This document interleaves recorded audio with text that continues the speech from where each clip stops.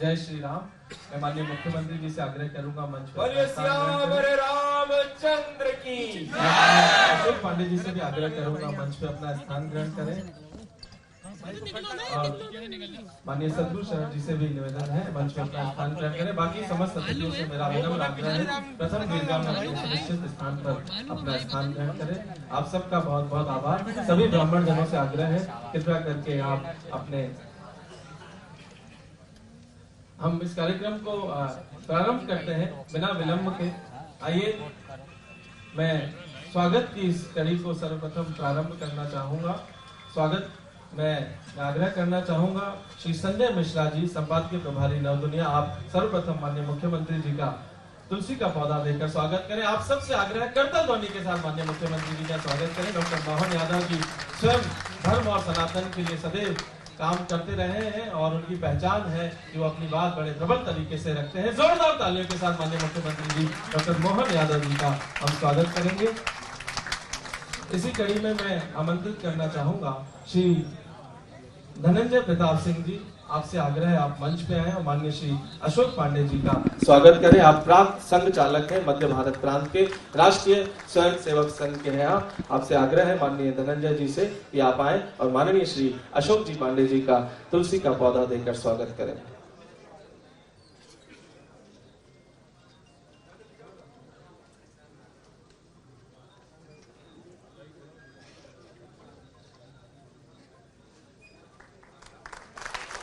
बहुत बहुत धन्यवाद।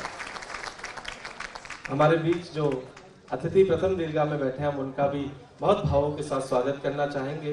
इसी कड़ी में माननीय श्री मानवेंद्र द्विवेदी जी से आग्रह करूंगा आप विधायक हुजूर माननीय रामेश्वर शर्मा जी का स्वागत करें। माननीय मानवेंद्र द्विवेदी जी से आग्रह है तुलसी का पौधा लेकर आप माननीय रामेश्वर शर्मा जी हुजूर के लोकप्रिय विधायक और विकास कार्यों का अपना काम करते हैं। जोरदार तालियों के साथ माननीय रामेश्वर शर्मा जी का हम स्वागत करेंगे। इसी कड़ी में मैं आग्रह करना चाहूंगा श्री नरेश पांडे जी से आप श्री संजीव अग्रवाल जी चांसलर सेज यूनिवर्सिटी आपका तुलसी का पौधा देकर स्वागत करें।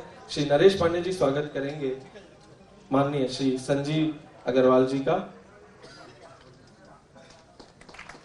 इसी कड़ी में मैं आग्रह करूंगा श्री संजय मिश्रा जी से।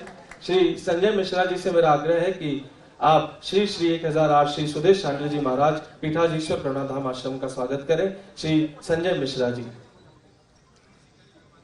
और इसी कड़ी में मैं आग्रह करूंगा पुनः श्री मानवेंद्र द्विवेदी जी से आप श्री श्री 1008 श्री रामदास जी महंत गुफा मंदिर, आपसे आग्रह है आप उनका स्वागत करें। स्वागत की इस कड़ी को हम यहीं विराम देते हैं। अपेक्स बैंक के एमडी स्वागत करना चाह रहे थे माननीय मुख्यमंत्री जी का। मैं आपसे भी आग्रह करूंगा आप मंच पे आए। श्री मनोज गुप्ता जी माननीय मुख्यमंत्री जी का स्वागत करेंगे। माननीय अशोक पांडे जी का और माननीय सतगुरु श्री अवस्थी जी का। जोरदार तालियां इस जिस सभागृह में हम बैठे हैं उनका भाव था माननीय मुख्यमंत्री जी का, वो स्वागत करें। बहुत बहुत आभार। मित्रों आइए, विषय बहुत ओजस्वी भरा भी है, भावनाओं भरा भी है। धैर्य तपस्या का बड़ा नाम है। हम सब की आस्था का केंद्र है प्रभु श्री राम का नाम और विषय है सबके राम। इस पूरे कार्यक्रम की परिकल्पना क्या है, श्री राम उत्सव क्यों मनाया जा रहा है, इस कड़ी में मैं बड़े सम्मान के साथ, आदर भाव के साथ आमंत्रित करना चाहूंगा श्री सदगुरु शरण अवस्थी जी, संपादक नई दुनिया। करतल ध्वनि के साथ स्वागत करेंगे श्री सदगुरु शरण अवस्थी जी। धन्यवाद। आपको भी धन्यवाद संजय जी। सभी लोगों को प्रणाम। आदरणीय मुख्यमंत्री जी अशोक पांडे जी, संतजन और भोपाल के सम्मानित एवं विद्वज्जन, नई दुनिया परिवार की ओर से आप सभी लोगों का स्वागत करता हूं और इस कार्यक्रम में उपस्थित होकर इस कार्यक्रम की सार्थकता बढ़ाने के लिए आप सभी के प्रति आभार व्यक्त करता हूं। मुख्यमंत्री जी, हम विशेष तौर पर आपके आभारी हैं। आपकी व्यस्तता हम सबको पता है। आपने हमारे आग्रह को स्वीकार किया और इस कार्यक्रम का उद्घाटन करना स्वीकार किया। इसके लिए नई दुनिया परिवार आपके प्रति आभार व्यक्त करता है।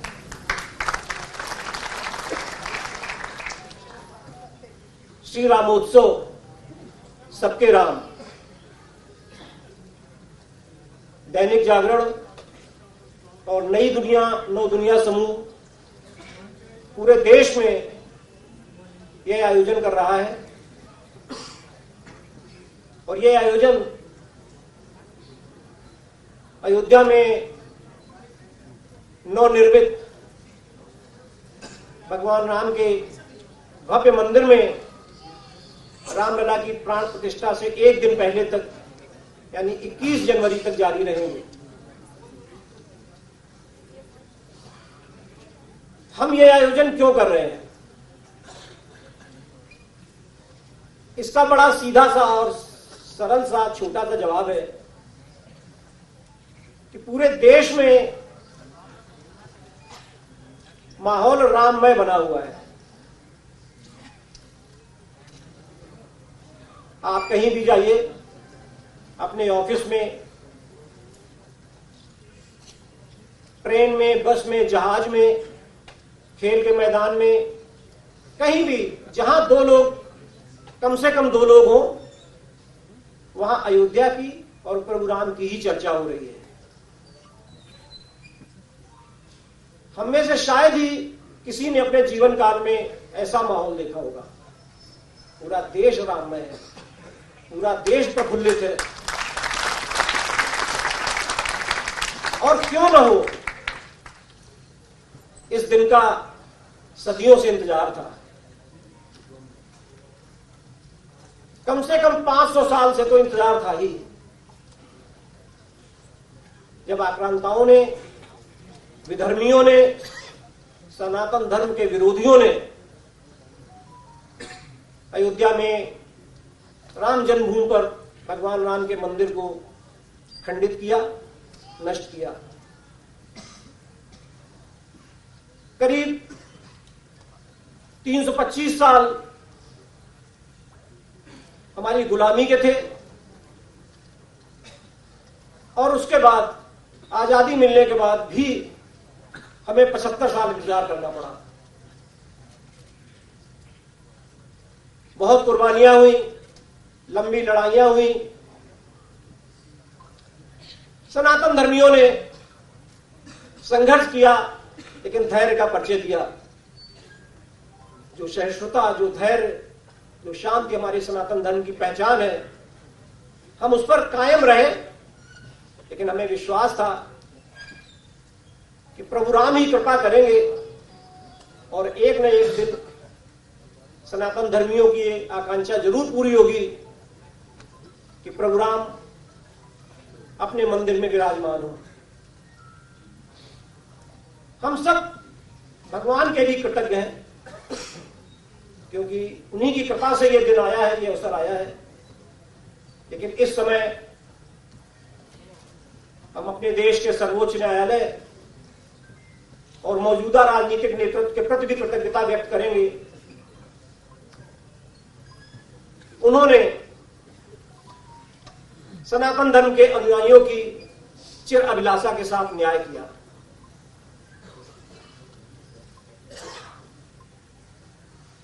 हम ये आयोजन क्यों कर रहे हैं? क्योंकि ये हमारी नीति है। पिछली सदी के 8वें और 9वें दशक में जब राम जन्मभूमि की मुक्ति के लिए निर्णायक लड़ाई छेड़ी गई,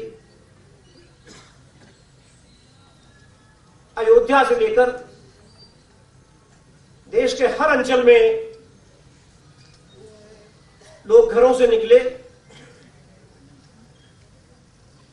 संघर्ष किया। बहुत लोग अयोध्या पहुंचे, बहुत लोग रास्ते में ही बलिदान हो गए। हमारा दैनिक जागरण समाचार पत्र समूह उसी समय से इस आंदोलन और इस संघर्ष का हिस्सा रहा। समाचार पत्र में जनमन दिखना चाहिए। जो समाचार पत्र राष्ट्र के मन को नहीं पढ़ पाता, राष्ट्र के मन को नहीं समझ पाता, वो सच्ची पत्रकारिता नहीं करता। दैनिक जागरण ने पिछली सदी में ही राष्ट्र के मन को समझा, ये जाना कि राष्ट्र के मन में राम है और देश में अलग अलग तरह से राम जन्मभूमि की मुक्ति के लिए जो लड़ाई लड़ी जा रही थी उसमें हिस्सा लिया। विधर्मियों ने और सनातन धर्म के विरोधियों ने उस समय हमारे समाचार पत्र समूह की बहुत आलोचना की, लेकिन हम जानते थे कि राष्ट्र का मन क्या चाहता है, इसलिए हम अपनी नीति पर अडिग रहे और आज भी अडिग हैं।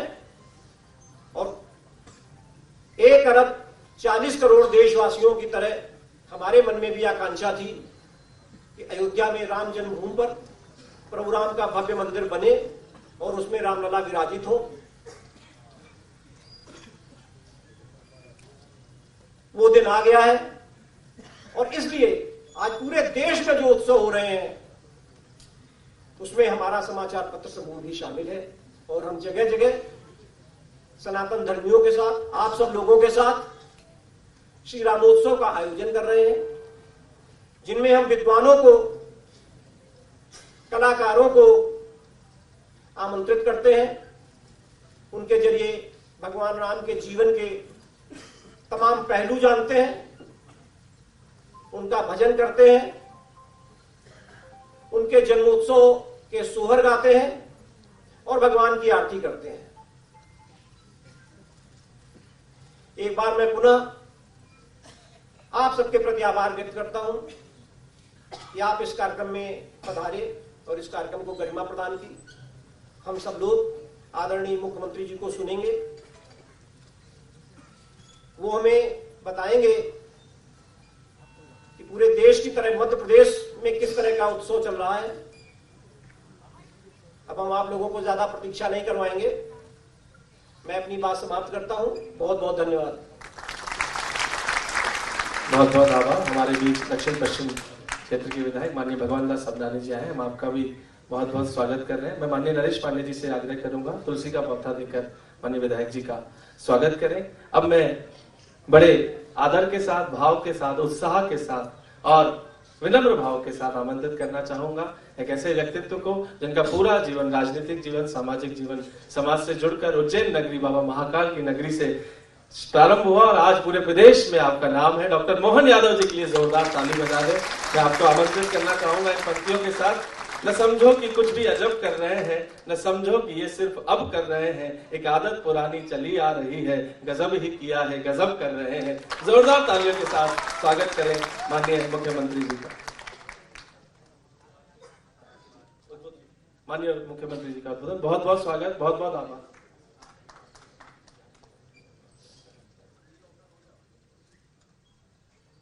रामोत्सव हो और जयकारा नहीं हो तो पता ही नहीं चलता है कि रामोत्सव हो रहा है।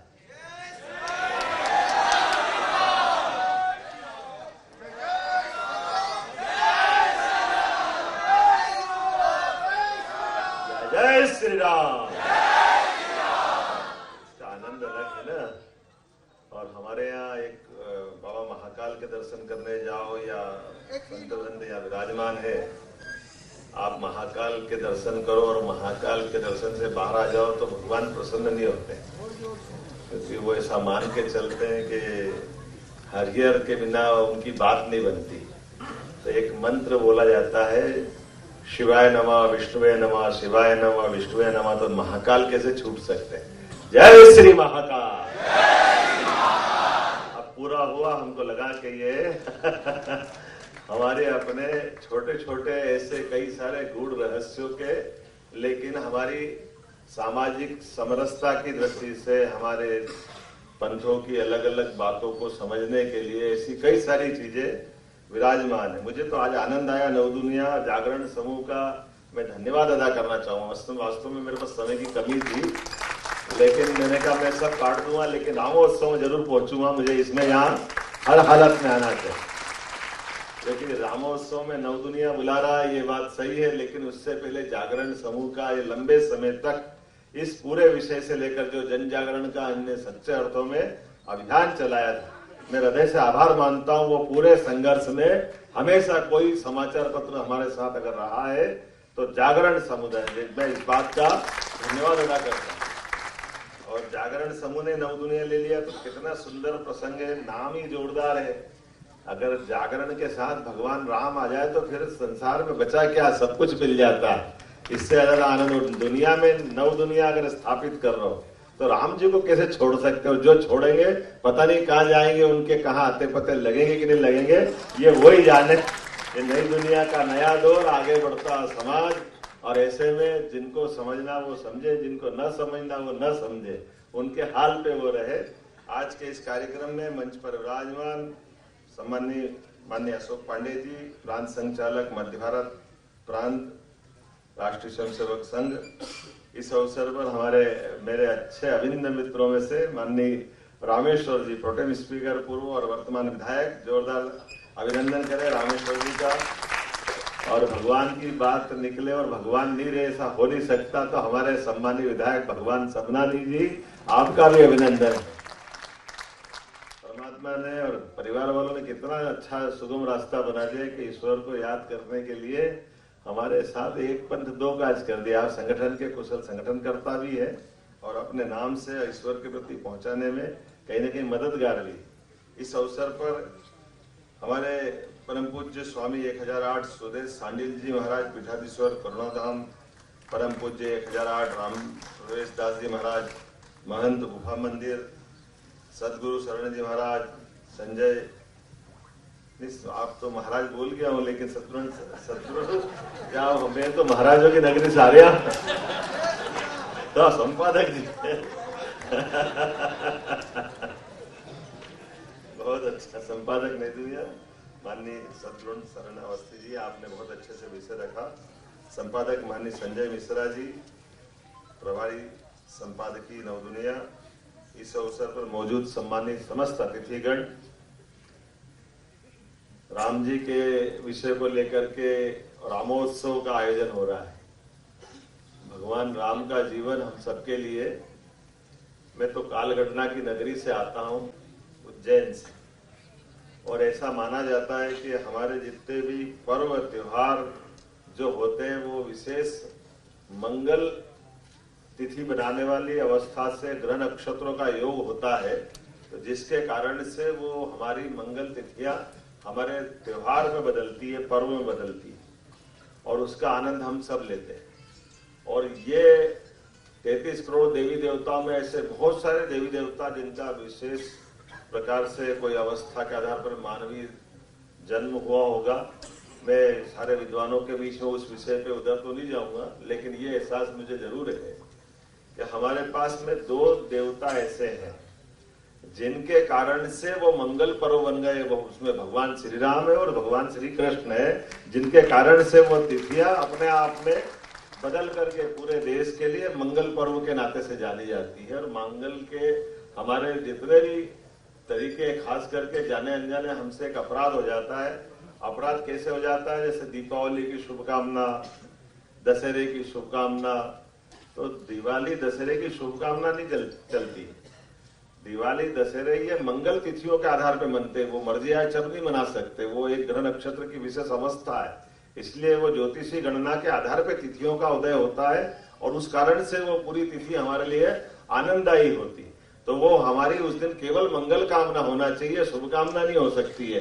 ये कहीं मूल हमसे अंतर होती, इसको समझने की जरूरत है। जैसे तीज त्योहार पर्व की बात अगर करें, उसी प्रकार से ये भी इसी का हिस्सा है कि हमारा जितने भी पर्व हैं, आप अकेले व्रत करो तो वो आपका व्रत, और जहाँ सामूहिक हमारा व्रत होता है तो वो पर्व हो जाता। तो एकादशी पर्व, द्वादशी पर्व, नवरात्रि पर्व, जिसमें हमको उपवास रखना पड़े और हमारे जैसी सरल भाषा में उसको समझना हो तो जिस दिन खाने को अच्छा मिले वो सारे त्योहार है, दिवाली है, दशहरे है, खूब अच्छा खाने को मिले, कोई उपवास का चक्कर नहीं पड़े। लेकिन ये छोटी छोटी बातें, इसमें हमको सब कुछ समझ में आ जाता है। हमारे इससे जाने अनजाने इसके बारे में जानकारी नहीं होती, लेकिन इस सब हमारे अपने सारे गूढ़ रहस्यों के लिए इसका कारण क्या है? तो इसका कारण तो फिर बात घूमेगी तो पता नहीं कहाँ कितने प्रकार से आती घूम घाम के। लेकिन मैं यशस्वी प्रधानमंत्री को याद करना चाहूंगा, माननीय नरेंद्र मोदी जी को, जिनके नेतृत्व में हम नई शिक्षा नीति को लागू कर पाए, जिसके कारण से हमारी शिक्षा की बात, हम ज्ञान की बात तो करेंगे, विज्ञान की बात करेंगे, लेकिन हमारे सनातन संस्कृति के अंदर छिपे हुए ऐसे कई गूढ़ रहस्यों की बात करने में कहीं न कहीं वो रोकती थी। उसको लाड़ मेकाले के समय से रोका गया। हमारे यहाँ कभी ऐसा हुआ ही नहीं कि डिग्री के आधार पर, शिक्षा के आधार पर नौकरी मिलेगी, लेकिन वो सारे षड्यंत्र हुए जिसके कारण से जिनको रामोत्सव मनाने में भी हमको रोका जाएगा।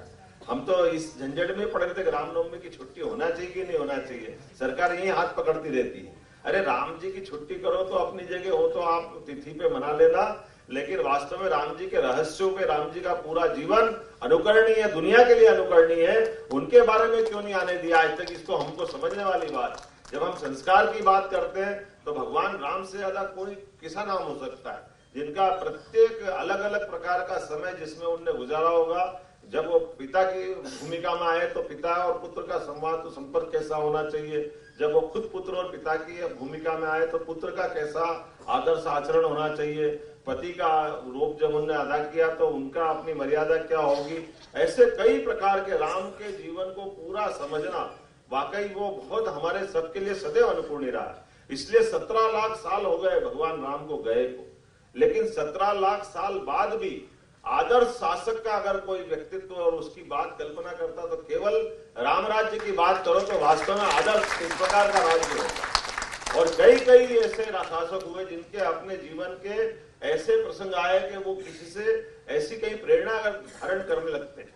सम्राट विक्रमादित्य उसी में से एक नाम आता है जो 2000 साल पहले, तो ऐसा माना जाता है कि एक तरह से उनका ही ये दूसरा अवतार हुआ। लेकिन विक्रमादित्य भी अगर 32 पुतलियों के सिंहासन पे बैठ करके जीवन के सब क्षेत्रों में अपने जो हम कल्पना करते हैं उससे आगे जाकर के विक्रमादित्य दिखाई देते हैं, तो वो उनने किससे प्रेरणा पाई? तो वो भी अपने बात का उल्लेख करते हैं, जिसको महाकवि कालिदास ने उसका उल्लेख किया। उन्होंने कहा कि विक्रमादित्य जीवन भर राम राज्य को अपने सिर के अंदर लेकर के उनके लिए उदात्त भाव रखते थे कि अगर हमको शासन व्यवस्था चलाना है तो निश्चित रूप से उस पर जाना होगा। और इसी कारण से ऐसे कई कई बातों को लेकर के चलने के लिए आज का ये जो प्रसंग है, मैं वास्तव में नरेंद्र मोदी जी के लिए 2-3 तरह से हम उनके बात धन्यवाद अदा कर सकते हैं। आज का ये जो हमारा उत्सव होता है, जो खास करके मैं नई दुनिया को बधाई देना चाहूंगा कि जब वातावरण चल रहा तो ये समसामयिक है, इसकी बात इसी समय आना चाहिए। केवल पर्टिकुलर कुछ लोग इसकी बात करें, इससे बात समझ में नहीं आती। एक बहुत बड़ा बौद्धिक वर्ग का प्रतिनिधित्व करता नव दुनिया और जागरण समुदाय, तो जागरण का ये जो अभियान है बाकी लोगों के लिए भी प्रेरणा का पाथेय बनेगा कि वो इस बात को समझ करके बात उठाए कि अगर हम ये बात नहीं चलाएंगे तो चलाएगा कौन? क्योंकि आप बताइए, 2 उदाहरण हमारे लिए पर्याप्त है। शासन की सुव्यवस्था में सुप्रीम कोर्ट के निर्णय को लागू करने की जवाबदारी किसकी? ये जवाबदारी है शासनकर्ता की, और शासनकर्ता में 2 बार हमको ध्यान में आएगा जब जनता के अंदर आने वाले दुविधाओं के प्रश्न, जिसको वर्षों तक लंबित रखा, अटकाए लटकाए रखा, उन फैसलों को बदलने में जब सुप्रीम कोर्ट ने अपनी दिशा ठीक दे दी, तो जनतंत्र में सुप्रीम कोर्ट के निर्णय को लागू करने में भी जिनने कमजोरी दिखाई वो 3 तलाक वाला मामला था, और इधर सुप्रीम कोर्ट ने फैसला करा राम जी वाला, और डंके की चोट पूरे देश में लागू करके दिखाने वाले यशस्वी प्रधानमंत्री नरेंद्र मोदी जी, इन्होंने कहा कि हम नहीं कह रहे, सुप्रीम कोर्ट कह रही, और जब सुप्रीम कोर्ट कह रही तो फिर किसको प्रश्न लगाना चाहिए। और वो अगर बहुसंख्यक समुदाय की भावनाओं का सम्मान करने का अगर उदाहरण है, तो उससे बढ़ जाए बात क्या हो सकती। क्या हम वर्षों तक समुदाय को लड़ाते रहेंगे? ये हमारी भावना हो सकती क्या? क्या हमें वोट की राजनीति के आधार पर उसको छोटा बड़ा करेंगे? ये हमारा लघुपन नहीं दिखाएगा, ये हमारे अपने आप को संकुचित नहीं करेगा।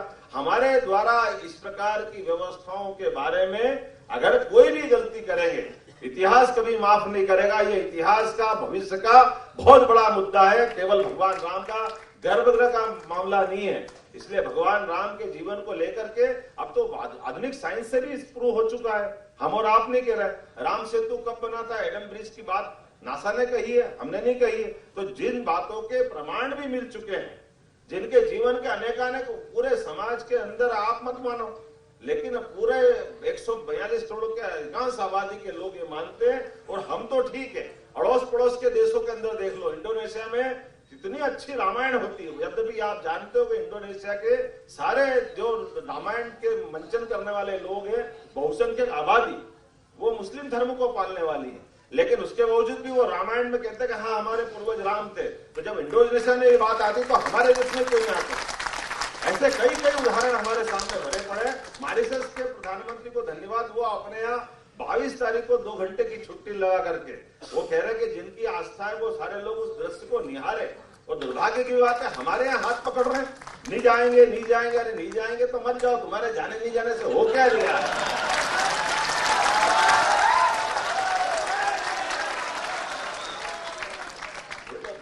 धन्यवाद है अयोध्या वालों का जिन्हें निमंत्रण दिया है, नहीं तो ऐसी भावना वालों के साथ क्या व्यवहार करना चाहिए, बोलने की जरूरत भी नहीं। भाई ना जाओ तो मत जाओ, अपमानित तो मत करो, बुलाने वालों को अपमानित सार्वजनिक रूप से कर रो। किसके लिए कर रो? कौन छूट दे रहा है आपको ऐसे करने के लिए? मैं नहीं मानता कि अगर समझदार आदमी होगा तो इस प्रकार के निर्णय को सार्वजनिक करे। हम में से कई सारे लोगों को सामान्य निमंत्रण कई जगह आते हैं, कई जगह हमको जाना नहीं जाना, ये हमारी भावना होता है, लेकिन सार्वजनिक रूप से निमंत्रण ठुकराना ये इतिहास की कांग्रेस की सबसे बड़ी गलती होगी। मुझे बोलना नहीं चाहिए, लेकिन निकल रहा। आज के अवसर पर मैं रामोत्सव के इस पूरे प्रसंग में मैं अलग अलग पक्ष देख रहा था। आकाशवाणी के पंचरंगी प्रोग्राम की तरह आपने सब कुछ संयोजन किया है। इसमें भजन भी है, इसमें विचारों का अपना प्रवाह भी आएगा। इसमें माननीय मनोज, आपका तो नाम ही जोरदार है, मनोज श्रीवास्तव जी अगर बोलेंगे तो वास्तव में आज समय की कमी नहीं तो मैं आपको सुनता वाकई में है। कोई अपना शासकीय लंबे समय तक जिनने प्रशासकीय अनुभव के आधार पर सर्विस की है, लेकिन आपकी धारा सदैव स्पष्ट रही है, सारी बातों को आप बहुत अच्छे से रखते हैं। मैं पूरे आयोजन की शुभकामना देता हूँ, बधाई देता हूँ। बहुत बहुत धन्यवाद। बहुत बहुत धन्यवाद माननीय मुख्यमंत्री जी। मैं आपके कुछ क्षण और चाहूंगा। एक आपने पिछले हफ्ते, मैं माननीय मुख्यमंत्री जी को याद दिलाना चाहूंगा, पिछले हफ्ते आपने रविंद्र भवन में करुणाधाम आश्रम का एक आयोजन देखा था, राम मंदिर का पूरा इतिहास दिखाया जा रहा था। उसी की एक गायिका एक गीत आपके सामने प्रस्तुत करने जा रही है। तत्पश्चात हम औपचारिकताएं करेंगे, आपसे भाव रखें। नहीं, आप यहीं बैठे, यहीं से ही प्रस्तुति हो जाएगी। आपसे आग्रह है आप मंच में रहे, 2 मिनट का मंच कार्यक्रम और है, उसके बाद आपसे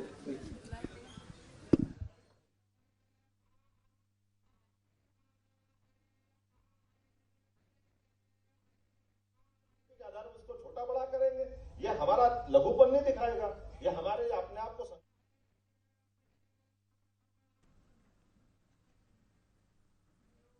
तो तस्वीरें आप देख सकते हैं, मुख्यमंत्री डॉक्टर मोहन यादव कार्यक्रम में शामिल है और अभी उनके संबोधन को हम सुन रहे थे। राम मंदिर को लेकर भी उन्होंने कई बातें कही है।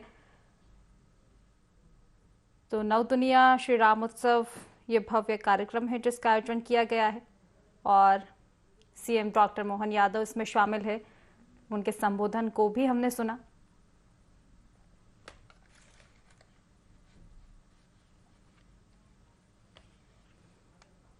नव दुनिया की ओर से ये कार्यक्रम का आयोजन किया गया है और सीएम डॉक्टर मोहन यादव कार्यक्रम में मौजूद हैं, शामिल हैं। सीएम डॉक्टर मोहन यादव के संबोधन को भी वाली है और भी जगहों पे जा रहे हो। मैं चाहूंगा मुख्यमंत्री जी से कि उन कलाकारों को थोड़ा इस मंच पर सम्मानित करें और उसके बाद उनकी एक प्रस्तुति होगी। तो कार्यक्रम की तस्वीरें आप देख सकते हैं।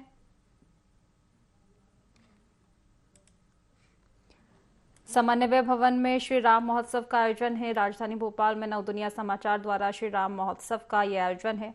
आपको बता दें कि मुख्य अतिथि के रूप में सीएम डॉक्टर मोहन यादव शामिल हुए कार्यक्रम में। और तो देखिए, कार्यक्रम के मुख्य थीम की अगर हम बात करें तो सबके राम कार्यक्रम की मुख्य थीम है। रामलला के प्राण प्रतिष्ठा को लेकर देश भर में उत्साह है। जागरण ग्रुप की ओर से देश भर में श्री राम महोत्सव का आयोजन किया जा रहा है। संगीत और विचार के माध्यम से श्री राम महोत्सव मनाया जा रहा है। तो राजधानी भोपाल के समन्वय भवन में श्री राम महोत्सव कार्यक्रम का आयोजन किया गया है। मुख्य अतिथि के रूप में सीएम डॉक्टर मोहन यादव शामिल है कार्यक्रम में। और हाल ही में देखिए, सीएम डॉक्टर मोहन यादव के संबोधन को भी हमने सुना है। कार्यक्रम के मुख्य थीम सबके राम है। रामलला की प्राण प्रतिष्ठा को लेकर देश भर में उत्साह का माहौल है। जागरण ग्रुप की ओर से देश भर में श्री राम महोत्सव का आयोजन किया जा रहा है।